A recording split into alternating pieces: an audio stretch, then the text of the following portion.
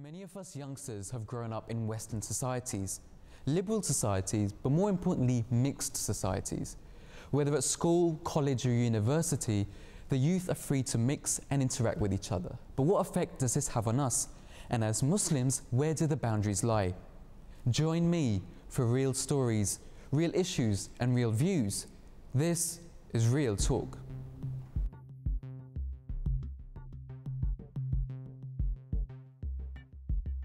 Assalamu alaikum and welcome to the show.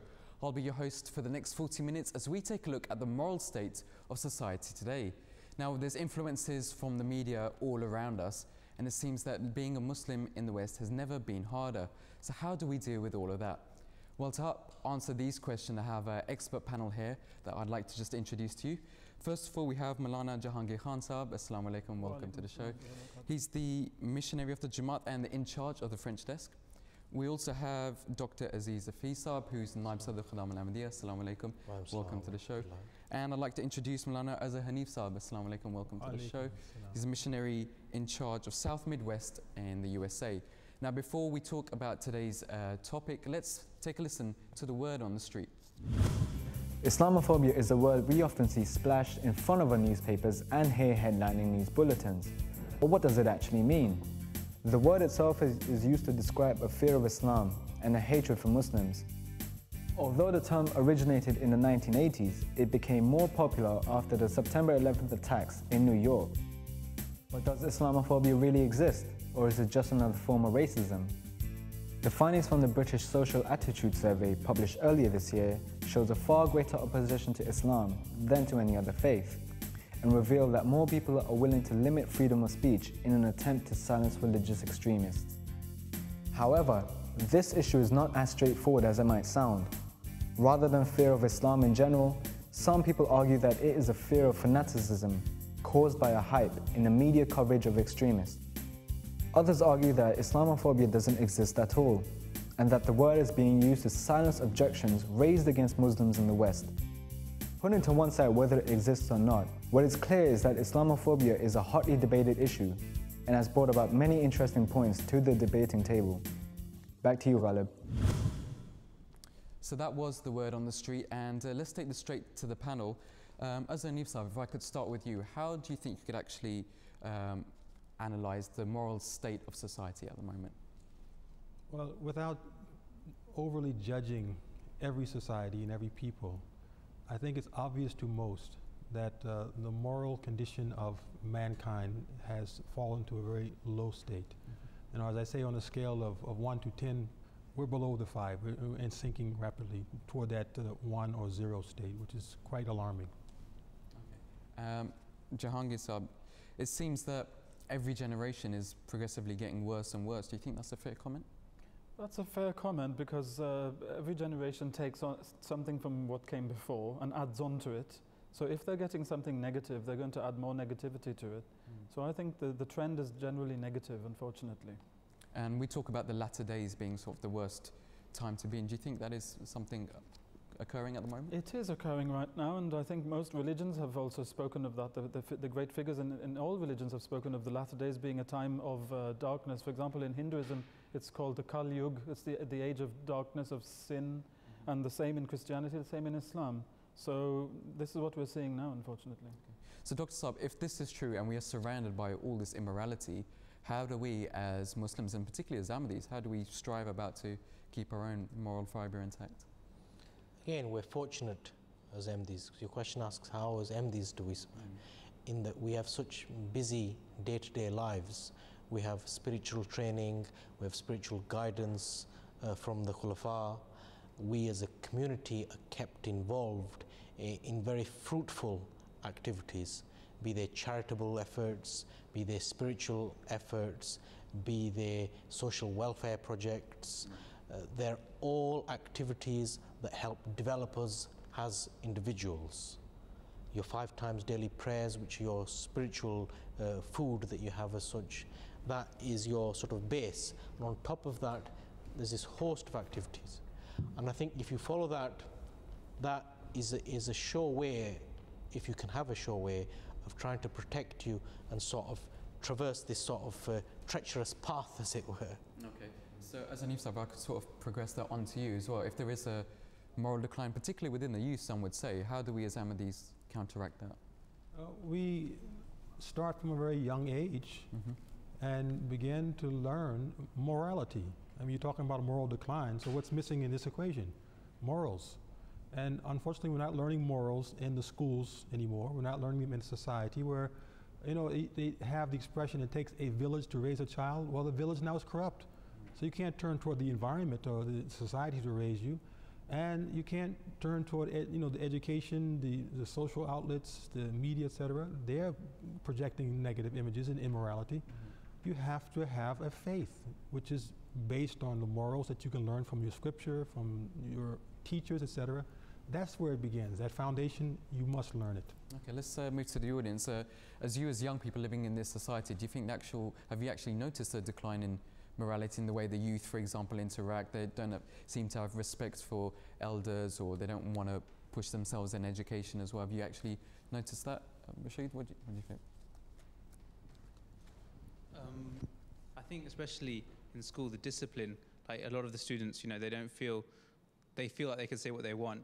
That's how they, I mean, that's what I've noticed, that they can behave like, especially, I mean, a lot of them, you know, they won't listen to the teacher. I mean, I've heard stories in locally where they've put even bins over the teachers' heads and hit the teacher with that. So, I mean, obviously they've got lack of discipline, they're lack of, you know, willing to learn. So and I think ironically, isn't it true that in recent years the government have actually put forward legislation to limit the power the teacher has in schools as well? Yeah, so I mean, it's even harder for teachers to discipline children nowadays. I mean, I agree with that. Yeah, it's a lot harder for, you know, teachers to now have control in the classroom, especially when you hear, like, back in the day, they used to have, you know, rulers, and they would hit the children to create some kind of discipline. Now that discipline has disappeared, you know, so it's just, I think the student is free to do what he feels. I mean, sometimes even, you know, have students texting and stuff, you know, it can be distracting on those people who want to learn as well. Yeah, let's get another view as well. Yeah, maybe. What's it like in day to day? What's your interactions been like with youth around in society? And what have you noticed? Well, obviously I live in the society and I've seen that there's a lot of mess, to be honest. And what I've realized is that a lot of the people I've known, they actually don't know the main purpose of life. It's a sad thing to say. I mean, some people like believe that, okay, you grow up, education, get a job, marry, that's it. I don't believe that. You can't just live in this world and then that's it, and then you drop dead, it's over. You have to remember, you have to stand in front of Allah one day and reply for what you've done in this world. That's some of the things that these people have forgotten, which is why their morals are there for reflecting their actions. All right. Jahangir, I'm turning to you. So do you think that the moral decline is directly linked to religion and faith? Yes, it is. What you see in society is the materialistic lifestyle has made people become very selfish and self-centered, and has made them lose a lot of core values which are very necessary for human life, such as patience, for example. And now people want things, and they want so many more things all the time, and they want them right now. So they're encouraged not only by the system to buy and buy, but also to even borrow from their own future earnings to buy right now, and not to wait to save to get things. So they become very self-centered. So obviously even believers get caught up in that rat race in a way. Alhamdulillah, in the Ahmadiyya community, although there are some, like the brother said, who may have lost their way a bit, but the crushing majority of the Ahmadi Muslims know what they're supposed to do and why they're here and what the greater purpose is. But what we see in society is this great selfishness, which is at the basis of everything now. Yeah, okay, well that sort of leads on. Dr. Zisab, if I could turn to you. We're talking about the current age and current society at the moment as well. We're living in an age of technology and fast communication. Everyone wants everything right now. And how do you think that specifically has had an impact on, say, family life and communication within families? It has had an impact, but you remind me of a comment made by the late Mirza Abdul Haq Saab. He came to a question-answer session in Bradford, and somebody asked him practically the same question, and he said, somebody mentioned the whole host of varying technologies, and it has. Don't you feel it's had a detrimental effect on society? he gave a very interesting answer. He was a very elderly gentleman, and the youngsters there were a bit surprised as to what sort of answer he would give. Did he understand about Bluetooth and 3G? And he understood very well. His reply was, he asked the questioner, he goes, "You fail to understand that this technology has been sent to fulfill the purposes of the mission of the promised Messiah. The fact that everybody else in the world is benefiting from it is actually a side effect." So it was just an interesting point that you mentioned. But in answer to your question, I don't think it's actually a source of any anguish. Whether it's a technology or whether it's an ill behavior or whatever, it's what it's being used for. If it's being used for an ill purpose, I think it's wrong to blame the tool. It's the user that needs to be looked at. Television in itself is an inert object. It's the user who's watching whatever he's watching on there that's the issue. Okay. Azunif Saab, how would you respond to people who keep blaming technology and the media, saying this is why our youngsters are going wrong? Well, again, Dr. Saab's point is very valid, and it is the essential point. We have MTA. So are you saying or suggesting now that media and television is so bad we should shut down our own system so that there's no influence coming from this technology? And if that's so, then you should pack up your cards and go home right now, and we're done with this session, because this is going to be some kind of negative influence coming through a media channel. So it's not even the media, it's how the people who are using media from their centers in Hollywood or wherever and creating information that, as the Prophet said, some knowledge is bad knowledge. You shouldn't learn it. If you actually have a look at most of the channels on TV, if you look at media and you look at the actual messages it's pushing out, wouldn't you agree that most of it is actually negative for Muslims? This is the whole issue of morals, though. We're talking about a society that has become immoral.